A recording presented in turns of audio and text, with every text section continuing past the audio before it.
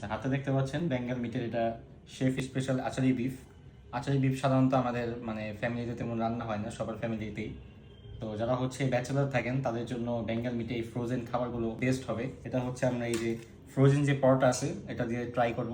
এটা হচ্ছে বেঙ্গল মিটের পরোটা, ফ্রোজেন পরোটা বলে এটাকে।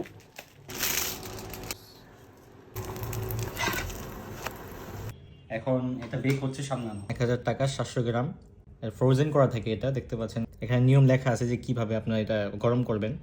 যদি মাইক্রোওয়েভে গরম করতে চান সেক্ষেত্রে ঢাকনাটা খুলে শুধু এটা দিয়ে দিবেন, 4 থেকে 5 মিনিটের মধ্যে এটা গরম হয়ে যাবে। আর যদি চুলায় গরম করেন সেই ক্ষেত্রে একটা পাত্রের মধ্যে এগুলো ঢেলে তাতে আধা কাপ পানি দিয়ে মাঝারি আছে ভালোভাবে গরম করুন। এটা গিফট ছিল যার কারণে আমরা এটা নিছি।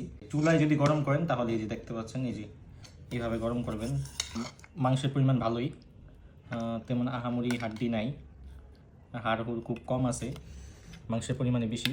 টেস্টটা এটার রেটিং 9/10 দেওয়া যায়, যথেষ্ট ভালো। একদম ফ্রেশ মাংস রান্না করলে, কুরবানির মাংস রান্না করলে যেরকম একটা টেস্ট থাকে এটা থেকে সেম টেস্ট আসতেছে।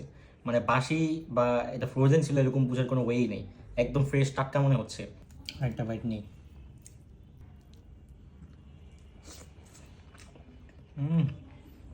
ঘোষণের কারণে একবারে মুখের টেস্ট এক্সপ্লোড করতেছে। যারা ব্যাচেলার আছেন তারা এই বেঙ্গল মিটের এই ফ্রোজেন খাবারগুলো খেতে পারেন। আমাদের রেটিং তাদের খাবারগুলো খুব ভালো লাগছে।